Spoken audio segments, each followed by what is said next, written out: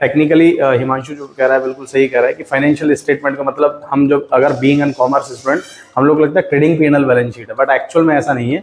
Balance sheet होती है जो कि आपको एसेट एंड लायबिलिटीज के बारे में बताती है, P&L आपको जो है और इनकम एंड एक्सपेंडिचर के बारे में बता ही देता है, और थर्ड होता है कैश फ्लो। कैश फ्लो के अंदर हम एक्टिविटी देखते हैं, ऑपरेटिंग एक्टिविटी होती है, फाइनेंशियल एक्टिविटी होती है और इन्वेस्टिंग एक्टिविटी, कंपनी किस किस में डील कर रही है, वो सारी चीजें हम लोग एक्सप्लेन करेंगे, तो आप बने रहिएगा।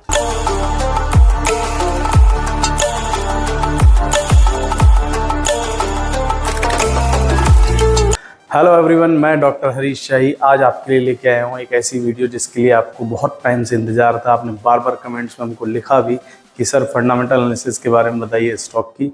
तो गाइज ये वीडियोस होने वाली है फंडामेंटल एनालिसिस के बारे में और डिफरेंट वीडियोस रहेंगी। तो अगर आपने चैनल सब्सक्राइब नहीं करा है तो सब्सक्राइब कर लेना और वीडियो को एंड तक जरूर देखना, क्योंकि अधूरा ज्ञान हमेशा घातक होता है। Little knowledge is dangerous thing. So जैसा कि आपको पता है कि मैं चार्ट रीडिंग करता हूँ, टेक्निकल एनालिस्ट हूँ, और आज फंडामेंटल एनालिसिस के लिए हमने हमारे गेस्ट बुलाए हैं जिनका नाम है हिमांशु, और वो एक कंपनी में अकाउंटिंग मैनेजर भी है और बहुत ही अच्छी और शानदार एनालिसिस करते हैं। इनका जो एक्यूरेसी लेवल भी बहुत शानदार है। So let's welcome to Himanshu. Himanshu please come. Hello everyone, मेरा नाम हिमांशु अग्रवाल है और मैं एक लीडिंग NBFC में अकाउंट्स मैनेजर के पोस्ट पर काम करता हूँ। और जितना भी मेरे पास नॉलेज है मैं कोशिश करूँगा कि आपको पूरा देने का ट्राई, ठीक है। इसके अलावा हम ट्राई करेंगे कि आपको बिल्कुल बेसिक से स्टार्ट करें और एक अच्छे खासे लेवल तक लेकर जाएं, ताकि जो साथी हमारे साथ बिल्कुल बेसिक लेवल पे जुड़े हुए हैं, जिनको ज़्यादा उस फील्ड की नॉलेज नहीं है, वे भी उस चीज़ को आराम से समझ सकें और अपनी उस नॉलेज के बलबूते उस आने वाले समय में स्टॉक का फंडामेंटल एनालिसिस कर सकें। चलिए स्टार्ट करते हैं। तो देखिए, किसी भी स्टॉक के फंडामेंटल एनालिसिस करते टाइम सबसे ज़रूरी चीज़ होती है उस कंपनी के बारे में समझना। उस कंपनी के बारे में हमें समझने के लिए एक ही तरीका होता है, उस कंपनी के फाइनेंशियल स्टेटमेंट को अच्छे से रीड करना, ठीक है। तो हमें फाइनेंशियल स्टेटमेंट के बारे में नॉलेज लेनी पड़ेगी कि फाइनेंशियल स्टेटमेंट होते क्या है और क्या काम आते हैं, कैसे काम को रीड किया जाता है, ठीक है। तो सबसे पहले हम आते हैं फाइनेंशियल स्टेटमेंट में। तो हिमांशु, इन वीडियोस के थ्रू जो नॉन कॉमर्स स्टूडेंट है वो भी सीख सकता है? बिल्कुल सर, बिल्कुल बिल्कुल बेसिक से स्टार्ट करके। तो गाइस, जैसा कि आपको बताया गया कि जरूरी नहीं है कि आपका कॉमर्स बैकग्राउंड हो, तो अगर आप नॉन कॉमर्स बैकग्राउंड है बट आप स्टॉक मार्केट में डील करते हैं तो फंडामेंटल एनालिसिस कितनी हेल्पफुल है। इसी टेक्निकल और फंडामेंटल एनालिसिस दोनों है पार्ट ऑफ द कॉइन है, तो ऐसा नहीं कह सकते कि एक इंपॉर्टेंट है, दोनों ही इंपॉर्टेंट है। और जो फंडामेंटल एनालिसिस की आज हम वर्थ देखेंगे, आप बने रहिएगा वीडियो को। हम ऐसी वीडियोस आपके लिए कंटिन्यू अपडेट करते रहेंगे, क्योंकि पूरा ही सेशन हम फंडामेंटल पे चलाने वाले हैं, कंटिन्यू वीडियोस आती रहेंगी। So stay tuned. देखिए, एक होता है हमारे पास फाइनेंशियल स्टेटमेंट, ठीक है। इसमें ये क्या होता है फाइनेंशियल स्टेटमेंट? ये प्रिपेयर्ड बाय कंपनी होता है। एक जो भी कोई भी कंपनी होती है, ये उसके द्वारा प्रिपेयर किया जाता है, ठीक है। इसका कोई भी फाइनेंशियल स्टेटमेंट को रिलायबल हम तब मानते हैं जब एक वो प्रैक्टिसिंग चार्टर्ड अकाउंटेंट के थ्रू ऑडिट किया जाता है। तो ये जो फाइनेंशियल स्टेटमेंट होते हैं ये ऑडिटेड बाय CA, ठीक है। उसके बाद जब ये ऑडिट हो जाता है, अपने बोर्ड के सामने, कंपनी के बोर्ड ऑफ मेंबर्स के सामने प्रस्तुत हो जाता है, AGM में दिखा दिया जाता है। उसके बाद ये जनरल पब्लिक के लिए अवेलेबल कराया जाता है। अभी जनरल पब्लिक कौन? जैसे इन्वेस्टर्स जो उस कंपनी में इन्वेस्ट करना चाहते हैं।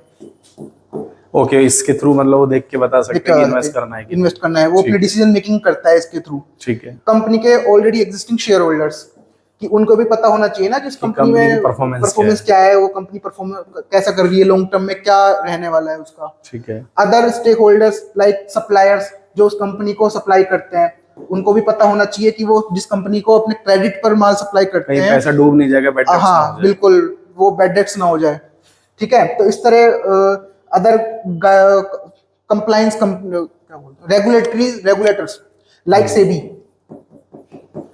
कि कंपनी की कंप्लायंस लिस्टिंग करनी है, उसकी इन फ्यूचर लिस्टिंग होने वाली है, तो उसकी कंप्लायंस कंप्लीट है कि नहीं है, कुछ ऐसी चीजें तो नहीं है, ठीक है। गवर्नमेंट भी इन्हीं को ही रेफर करती है, ओके, ठीक है। तो इन सब के जब फाइनेंशियल स्टेटमेंट बन जाता है, उसके बाद जब इनको रेफर कर जाता है, इन्हीं के बेस पर एक व्यक्ति अपना डिसीजन मेकिंग लेता है कि उसको उस कंपनी में इन्वेस्ट करना चाहिए या नहीं करना चाहिए, ठीक है। okay. तो अब हम आते हैं कि फाइनेंशियल स्टेटमेंट कि अब एक्चुअली ये सब जितना लिखा है कि करना चाहिए नहीं करना चाहिए, तो फाइनेंशियल स्टेटमेंट होते क्या है।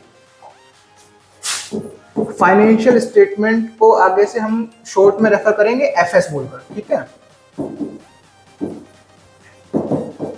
Okay FS.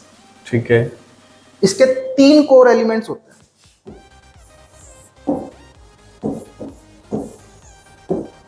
सबसे पहले होता है बैलेंस शीट। ओके, तो बैलेंस शीट में एसेट्स एंड लायबिलिटीज के बारे में होगा, ठीक है।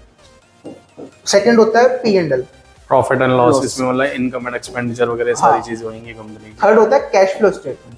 ओके, तो कैश फ्लो स्टेटमेंट में बेसिकली गाइस हम लोग 3 एक्टिविटी देखते हैं। एक तो इन्वेस्टिंग एक्टिविटी देखें, एक फाइनेंशियल एक्टिविटी देखते हैं और ऑपरेटिंग एक्टिविटी देखते हैं। इन मतलब टेक्निकली हिमांशु जो कह रहा है बिल्कुल सही कह रहा है कि फाइनेंशियल स्टेटमेंट का मतलब हम जो अगर बीइंग एन कॉमर्स स्टूडेंट हम लोग लगता है ट्रेडिंग पी&एल बैलेंस शीट है, बट एक्चुअल में ऐसा नहीं है। बैलेंस शीट होती है जो कि आपको एसेट एंड लायबिलिटीज के बारे में बताती है, पी&एल आपको जो है और इनकम एंड एक्सपेंडिचर के बारे में बता ही देता है। और थर्ड होता है कैश फ्लो। कैश फ्लो के अंदर हम एक्टिविटी देखते हैं, ऑपरेटिंग एक्टिविटी होती है, फाइनेंशियल एक्टिविटी होती है और इन्वेस्टिंग एक्टिविटी, कंपनी किस में डील कर रही है, वो सारी चीजें हम लोग एक्सप्लेन करेंगे, तो आप बने रहिएगा। सबसे पहले इन पे डीप में जाने से पहले हम इनका बेसिक ओवरव्यू ले लेते हैं, ठीक है। ठीक है। Balance sheet. बैलेंस शीट जैसा कि सर ने बताया कि कंपनी के असेट्स एंड लायबिलिटीज के बारे में शो करती है, ठीक है। तो इसका बेसिक फॉर्मूला होता है assets is equal to liabilities plus equity. आपने इक्विटी शेयर्स तो सुने होंगे, ठीक है, लेकिन ये इक्विटी शेयर्स नहीं है, ये इक्विटी है। ये इक्विटी शेयर्स वाले ही होते हैं। एक्चुअली इसमें होता क्या है, कंपनी का जो ओनर्स होते हैं उनकी वैल्यू, ओके, कि आज की डेट में फॉर एग्जांपल कंपनी के पास असेट्स है 50 करोड़ के, लायबिलिटीज है 30 CR की, तो लेस जो रिमेनिंग अमाउंट बचा वो 20 CR की। मतलब आज की डेट में जो ओनर्स हैं वो अपनी जो सब कुछ पे ऑफ करने के बाद 20 CR अपने घर ले जा सकते हैं। सो मोर और लेस हिमांशु ये जस्ट लाइक अकाउंटिंग इक्वेशन भी होगी कि asset is equal to capital plus liabilities, तो कैपिटल इज यहाँ पर जो है हाँ। उनका वो है ओनर्स का वैल्यू, ठीक है। इक्विटी में हम 2 चीज इंक्लूड करते हैं, share capital and reserve and surplus. Okay, हम इस पे बाद में आते हैं। रिजर्व एंड सरप्लस क्या होते हैं, ये बहुत इंपॉर्टेंट फैक्टर प्ले करते हैं किसी भी स्टॉक को एनालाइज करने में, जी, ठीक है। सेकंड हम आते हैं P and L. P and L जैसे नाम शो कर रहा है प्रॉफिट एंड लॉस स्टेटमेंट, ठीक है। इसमें प्रॉफिट एंड लॉस के बारे में पता चलता है। तो इसके जो मेन एलिमेंट्स होते हैं वो होता है रेवेन्यू, सेकंड होता है एक्सपेंस और थर्ड होता है प्रॉफिट, क्योंकि हम प्रॉफिट और लॉस, ठीक है, ठीक है। मतलब मोटा मोटा ये कि रेवेन्यू अगर ज्यादा है एक्सपेंडिचर कम है तो प्रॉफिट होगा, और रेवेन्यू अगर कम है एक्सपेंडिचर ज्यादा है तो लॉस होगा, ठीक है। इसके भी 2 बाइफरकेशन होते हैं, 2 तरह के प्रॉफिट्स होते हैं। प्रॉफिट बिफोर टैक्सेस, पीबीटी जिसको कहते हैं हम, जी, और प्रॉफिट्स आफ्टर टैक्सेस जिसको अपन पीएटी कहते हैं, बिल्कुल। ये किसी भी स्टॉक में की डिसीजन मेकिंग में दोनों ही काम में आते हैं, ठीक है, अभी आपको बताएंगे कैसे, ठीक है, ठीक है। थर्ड था अपना सीएफएस, कैश फ्लो स्टेटमेंट। एक कंपनी का जो प्रॉफिट एंड लॉस स्टेटमेंट होता है वो बताता है कि कंपनी अब क्या प्रॉफिट अर्न कर रही है या लॉस मेकिंग है कंपनी में। लेकिन सीएफएस कंपनी की कैश पोजीशन बताता है कि कंपनी कैश में कितना पैसा लेके आ रही है या कैश फ्लो उसका आउटफ्लो ही आउटफ्लो है। मतलब जैसे मैं अपनी बात करूं कि मेरे पास प्रॉपर्टी बहुत है लेकिन आज की डेट में लिक्विडिटी नहीं है, तो वो मतलब बेकार है। और मतलब मेरे पास एसेट बिल्कुल नहीं है और कैश बहुत ज्यादा है तो वो भी बेकार है। तो ये सब चीजें एनालाइज करेंगे, ठीक है। तो आपको शॉर्ट में बताते हैं कि इसमें कैश फ्लो में 3 एक्टिविटीज होती हैं, जैसे कि हमें ऑलरेडी पता है। फर्स्ट है ऑपरेटिंग, सेकंड है इन्वेस्टिंग, थर्ड है फाइनेंसिंग एक्टिविटीज, ठीक है। तो इन तीनों एक्टिविटीज का क्या नेचर है, क्या नेचर होता है, क्या इम्पैक्ट होता है, वो हम बाद में डिस्कस करेंगे जब ये डीप में पढ़ेंगे। पहले अपन शॉर्ट में सब करते हैं, ठीक है। तो छोटा सा एग्जांपल के थ्रू बताता हूँ मैं आपको, ठीक है। एक कंपनी है, अब हमें पी&एल में उसके 3 करोड़ प्रॉफिट दिख रहा है, ओके, ठीक है। 3 करोड़ प्रॉफिट कैसा आया, उसने इस साल रेवेन्यू अर्न किया 10 करोड़ का, और इसके अगेंस्ट में उसने एक्सपेंडिचर किया टोटल पूरे साल का 7 CR। ओके, ठीक है, तो पीबीटी अपना 3 CR आ गया। ठीक है। ठीक है, बट उसका कैश जब हम देखने जाते हैं किसी बैलेंस शीट में तो वो नेगेटिव चल रहा है। Negative in the sense, negative मतलब कि बैंक से उसने ओडी ले रखी है। हाँ। क्योंकि कैश तो बोलना रहता है नॉर्मल लैंग्वेज में, लेकिन कैश नहीं होता है, ये कैश एंड कैश इक्विवेलेंट्स होता है। ठीक है। ठीक है, कैश एंड कैश इक्विवेलेंट्स। लेकिन उसका कैश तो, जबकि अब अगर आप सोचेंगे कि उसने रेवेन्यू 10 करोड़ किया, प्रॉफिट 3 करोड़ का किया, तो उसका कैश नेगेटिव क्यों आ रहा है? क्योंकि उसने जो पूरी रेवेन्यू की थी वो की थी क्रेडिट। ओके, कि इसका पैसा हम बाद में ले लेंगे, लेकिन एक्सपेंडिचर तो उसको आज ही करने हैं। कैश में हो गया। कुछ फिक्स एक्सपेंडिचर होते हैं, लाइक रेंट हो गया, सैलरीज हो गई, ये तो आज ही देना है ना। नहीं देंगे तो सैलरी एम्प्लॉय भाग जाएंगे, रेंट मकान मालिक घर खाली करवा लेगा, कंपनी खाली करवा लेगा।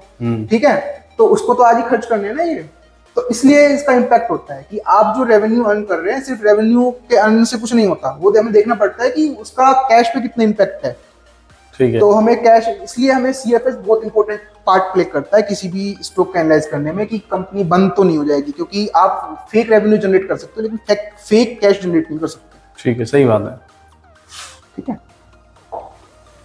सो गाइज, ये आप देखिए कि बहुत सारे लोग ये सोचते हैं कि एक कंपनी अगर प्रॉफिट में है, क्योंकि हमारे पास जो बहुत सारे स्टूडेंट सीखते हैं वो कहते हैं कि सर प्रॉफिट में है कंपनी और फिर ये स्टॉक क्यों गिर रहा है, जबकि हम उनको बार बार बताते हैं रिजल्ट के टाइम पे कि भाई इनका कैश फ्लो जो है वो फेवर में नहीं है। तो कहते हैं सर कैश फ्लो से मतलब नहीं होता, मतलब जो बेसिक से लेमन वे में अगर बात करें, लोगों को लगता है कि सर प्रॉफिट जब बढ़ रहा है तो वो कैश फ्लो माइनस में हमें मतलब नहीं होता, लेकिन एक्चुअल में ये चीज़ वर्थ रखती है कि आपका प्रॉफिट बढ़ सकता है, क्योंकि आपकी जो रेवेन्यू है वो क्रेडिट में भी हो सकती है, लेकिन एक्सपेंडिचर आपके कुछ देने पड़ेंगे जो कि फिक्स्ड होते नेचर के, और साइमल्टेनियसली जब आपका कैश पे इम्पैक्ट आएगा वो कहाँ होगा आपके पास, वो तो यानी कि एक वर्चुअल प्रॉफिट दिखा रहा है, यानी कि बुक्स में प्रॉफिट है, एक्चुअल में तो है ही नहीं, लेकिन कैश तो वो दिखाएगा जो एक्चुअल सिचुएशन। तो इसीलिए कई बार जो है लोचा हो जाता है मार्केट में। तो हम आपके साथ ये सारी चीजें शेयर करने वाले हैं, इवन हम एक हाइपोथेटिकल डेटाज लेंगे, हम लोग आपके लिए कुछ कंपनीज की डिटेल एनालिसिस भी करेंगे आपके साथ। तो देखते हैं नेक्स्ट। ठीक है हिमांशु। ठीक है, तो आप लोगों ने अभी 3 कोर एलिमेंट समझे, बैलेंस शीट, P&L और CFS। ठीक है, ये तो मेन कोर एलिमेंट्स हैं। इनके सपोर्टिंग एक चीज और होती है, वो होते हैं रेशोज। ठीक है, आपको भी रेशोज के बारे में सुना होगा आपने कहीं ना कहीं से कि कंपनी का करंट रेशो कितना है, कंपनी का डेट इक्विटी रेशो कितना है, कंपनी का नेट प्रॉफिट रेशो कितना है। ये नहीं तो आपने ईपीएस जरूर सुना होगा, अर्निंग पर शेयर, ये भी एक रेशो ही है। ठीक है, आरओई सुना होगा, रिटर्न ऑन इक्विटी। ये सब भी फाइनेंशियल स्टेटमेंट के ही पार्ट है, लेकिन ये एक समराइज मैनर में जो बैलेंस शीट है उनका ट्रू रिफ्लेक्शन है। आपको अगर करंट रेशो चाहिए तो आपको करंट एसेट्स और करंट लायबिलिटीज का सेपरेट आइडेंटिटी या आइटम्स का पूरा इवैल्यूएशन करने की जरूरत नहीं है। आप सीधा करंट रेशो खोलकर देख सकते हैं कि उस कंपनी का करंट रेशो का स्टेटस क्या है, कंपनी के अपने करंट लायबिलिटीज को पे ऑफ करने के लिए एलिजिबल है, सक्षम है कि नहीं है। ठीक है, तो हिमांशु जी, हम मतलब इन रेशोज के बारे में डिटेल में पढ़ेंगे, बिल्कुल उनके आगे वाले क्या है लेक्चर्स में हम उनके पूरे फॉर्मूला और उनके पूरी डिटेल इंटरप्रिटेशंस वगैरह इंटरप्रिटेशन पढ़ेंगे। कंपनीज अपनी बैलेंस शीट में एक्चुअली क्या करती हैं, कई कंपनियां तो रेशोज के फॉर्मूला देती है, कुछ नहीं देती, तो हम रेशोज के फॉर्मूला भी जानेंगे ताकि आप खुद से भी कैलकुलेट करना सीखें। ठीक है, ठीक है, इसके अलावा ये तो हो गया एक फाइनेंशियल स्टेटमेंट के कोर एलिमेंट्स। इसके अलावा कुछ सब्सिडरी आइटम्स और होती है, मैं आपको थोड़ा सा टच कर देता हूँ कि आपको उनको नहीं भूलना है। लाइक एक कंपनी की टैक्स डिस्क्रिपेंसीज तो नहीं है।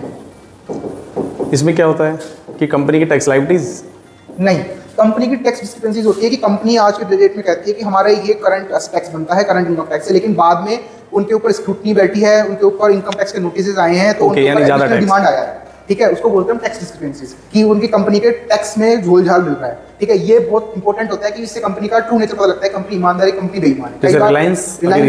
रिसेंटली उन पे भी कुछ उनके डिमांड्स नोटिस फाइल हुए थे, इनकम टैक्स के नोटिस आए थे।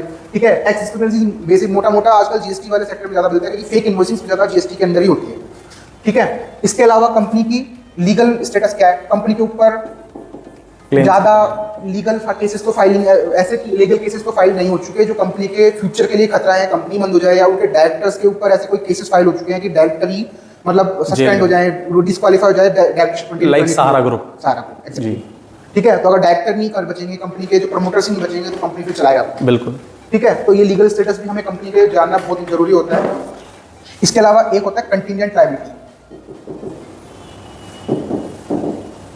कंटिंजेंट लायबिलिटी होती है कि कंपनी के ऊपर आज तो ये लायबिलिटी नहीं है, ठीक है, लेकिन कंपनी को ऐसा प्रतीत हो रहा है कि आज से 4 साल बाद 3 साल बाद हमारे ऊपर ये लायबिलिटी आ सकती है, इसके आने के पूरे चांसेस हैं। तो कंपनी एक प्रोविजन आज ही बना के चलती है, प्रोविजन फॉर कंटिंजेंट लायबिलिटीज, या अगर वो प्रोविजन नहीं बना के चल रही तो वो अपने नोट्स होते हैं उसमें जरूर रेफर करिए। अब नोट्स सुनिए, नोट्स क्या होते हैं?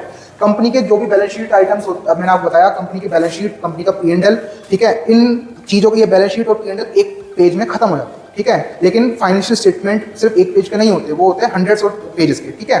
तो जो कंपनी का कोई भी आप आइटम उठा के देखेंगे, जैसे कि एक बैलेंस शीट में होता है फिक्स असेट्स, जिसको बोलते हैं टेंजिबल असेट्स, कुछ कंपनीज को इंडिया रेफर करती है, वो PPE बोलती हैं, प्रॉपर्टी प्लांट एंड इक्विपमेंट, ठीक है, ठीक है। तो ये इसके बैलेंस शीट खोल के देखेंगे, आपको PPE का मिलेगा, नाम मिलेगा और उसके सामने एक फिगर मिल जाएगा, सपोज 100 करोड़।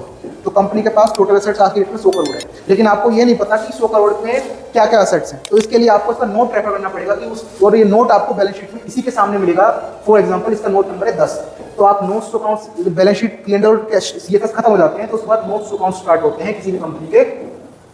तो उन नोट्स अकाउंट्स में आप 10वें नंबर के नोट पे जाएंगे, उसके अंदर PPE का पूरा चार्ट मिलेगा कि इस कंपनी के पास क्या क्या असेट्स हैं, ठीक है। हो सकता है कि इस कंपनी ने कुछ ऐसे असेट्स एक्वायर कर रखे हों जो इसको इन्फ्लेट कर रहे हैं 100 करोड़ को, जबकि आप उसके जो मेन असेट्स होते हैं, वर्किंग असेट्स हैं, लाइक सॉफ्टवेयर हो गया कंपनी का, अगर कंपनी IT सेक्टर में है तो, ओके, अगर कंपनी मैन्युफैक्चरिंग सेक्टर में है तो उसके पास मशीनरी होगी, ओके, तो फर्नीचर होता है कंपनी के पास, जिसकी एक्चुअल में प्रेजेंट वैल्यू डाउन होती है, जिसकी एक्चुअल में प्रेजेंट वैल्यू कुछ भी नहीं है। फॉर एग्जांपल कोई कंपनी मैन्युफैक्चरिंग कंपनी है, उसकी मशीनरी की वैल्यू है 10 CR, सॉफ्टवेयर उसके पास 1 करोड़ का ही है, तो ज़्यादा खास होगा नहीं क्योंकि मैन्युफैक्चरिंग कंपनी है। फर्नीचर उसके पास 50 लाख का ही है, इसकी टोटल वैल्यू होती है 11.5 करोड़, लेकिन उसकी इन्फ्लेट होकर होती है 100 करोड़, ठीक है। तो आप सिर्फ देखेंगे कि ये जो मेन जो असेट काम की है उसकी, वो तो 11.5 करोड़ की है, 100 करोड़ कैसे आया? तो बीच का 88.5 करोड़ आता है इसके, इसने पेटेंट के नाम पे दिखा रखा है उसने, कंपनी के पास कोई पेटेंट है, लेकिन क्या उसकी ट्रू वैल्यू 88.5 करोड़ है? नहीं। तो ये कंपनी के बैलेंस शीट को अच्छा प्रेजेंट करने के लिए एक तरीके होते हैं जो आपको नोट्स रेफर करने के बाद ही आप पता लगा पाओगे, अदरवाइज आप बैलेंस शीट के फ्रंट पे देखोगे, वहाँ से आपको पता लगेगा कि अच्छा भाई 100 करोड़ आज की बैलेंस शीट में इसकी 100 करोड़ दिखी है असेट की वैल्यू, तो आप खुशी खुशी इसमें इन्वेस्ट कर दोगे, जबकि उसकी एक्चुअल वैल्यू 100 करोड़ नहीं है। उस पर एक केस फाइल होगा 88.5 का, सीधा हो जाएगा 0।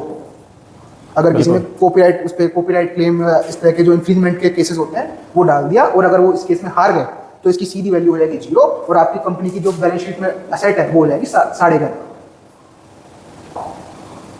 हो जाएगी 11.5, ठीक है। तो ये आपको तभी पता लग पाएगा जब आप उनके नोट्स रेफर करना सीखें, ओके, ठीक है। इसी तरह P&L के भी नोट्स होते हैं, अदर एक्सपेंस का नाम के, उसमें कंपनी हर तरह के कूड़े कचरे सब तरह के एक्सपेंस डाल देती है, तो आपको रेफर करना जरूरी है कि उस एक्सपेंस में उसने कुछ ऐसे तो नहीं डाल रखा मटेरियल जो कंपनी के लिए, मतलब आपके लिए खतरा है, कंपनी के लिए कुछ नहीं, कंपनी तो अपना बना के एनुअल रिपोर्ट फाइल कर दी, लेकिन आपके लॉन्ग टर्म के लिए, आपके इन्वेस्टमेंट जर्नी के लिए वो खतरा है, ठीक है। उस पर भी हम बात डिस्कस करेंगे। तो ये सब होते हैं एक पार्ट कंपनी के फाइनेंशियल स्टेटमेंट्स के, ठीक है। कंटिंजेंट लायबिलिटीज आपको मैं बता रहा था, ये आपको मिलती हैं बैलेंस शीट के नोट्स में, ठीक है। ये आज इंपॉर्टेंट नहीं है, लेकिन आज से 4 से 5 साल बाद हो सकता है कि कंपनी इसके भरोसे इतनी बढ़ जाए कि कंपनी को बंद करना पड़ जाए। ऐसे कई केसेस होते हैं कि यहाँ पर लीगल जो स्टेटस होता है, कंपनी इतनी फंस जाती है कि उसको बंद ही करना पड़ता है। तो ये कंपनी के जो नोट्स होते हैं, जो आप सोचते हैं कि तो थ्योरी लिखी हुई है, वो थ्योरी नहीं है दोस्तों, वो पूरा कंपनी का चिट्ठा है। वो इस थ्योरेटिकल इसीलिए बनाया जाता है ताकि लोग उसको रेफर ही ना करें, उसको छोड़ के आगे बढ़ जाए, ठीक है। इसलिए आपको नहीं छोड़ना। और कंपनी के जो भी आप फाइनेंशियल स्टेटमेंट रेफर करते हो FS को, इसको ऑडिटेड जो FS होता है, इसमें एक पेज मिलेगा आपको, एक सेक्शन मिलेगा और इंडिपेंडेंट ऑडिटर रिपोर्ट, ठीक है। उसमें जो कंपनी का जो ऑडिटर है, जिसने कंपनी के फाइनेंशियल स्टेटमेंट की ऑडिट किया है, उसका एक पूरा सेक्शन होता है कि उसकी क्या ओपिनियन है, तो उसको बोलते हैं ऑडिटर्स ओपिनियन, ठीक है। तो इसको भी आपको रेफर करना है कि कंपनी के ऑडिटर का कि कंपनी के व्यूज के लिए क्या है, कंपनी का फ्यूचर के लिए क्या व्यूज है। वो एडवर्स ओपिनियन तो नहीं दे रहा, या कंपनी का डिस्क्लेमर तो नहीं दे रहा, इसको हम बाद में देखेंगे क्या होता है इनके टर्म्स का मतलब। लेकिन आपको देखना होता है, अगर ऑडिटर ही एडवर्स ओपिनियन दे रहा है, मतलब कंपनी में सब कुछ ठीक नहीं है, कंपनी में लोचा है, कंपनी का ऑडिटर ही उसको एडवर्स बता के चल रहा है, तो आप एज ए इन्वेस्टर उसमें क्या करेंगे। तो डिस्क्लेमर मतलब इफ एंड बट पे चल रहा है कि ऐसा होगा कि वह होगा। डिस्क्लेमर में होता है क्योंकि ऑडिटर को खुद को समझ नहीं आ रहा है कि company fair to and fair view दे भी रही है कि नहीं देगी, ठीक है। इस पर हम बात में आएंगे। तो ये बेसिक ओवरव्यू हम जान चुके हैं कि कंपनी के फाइनेंशियल स्टेटमेंट क्या कहते हैं। तो अब इनको, लेकिन ऐसे तो आधे घंटे में अगर अपन फाइनेंशियल स्टेटमेंट जाने लग गए तो हर कोई जान जाएगा, ऐसे नहीं होता। तो अपन लोग डीप में एक एक स्टेप पकड़ेंगे उनका analysis. So guys next video में हम लोग जो है ये वीडियोस को कंटिन्यू करेंगे और अपने टॉपिक को और डेप्थ में जाएंगे। सो बने रहिएगा और चैनल सब्सक्राइब नहीं किया तो कर लीजिए और वीडियो को लाइक शेयर और कमेंट करके जरूर बताएं आपको कैसी लगी video. Thank you so much.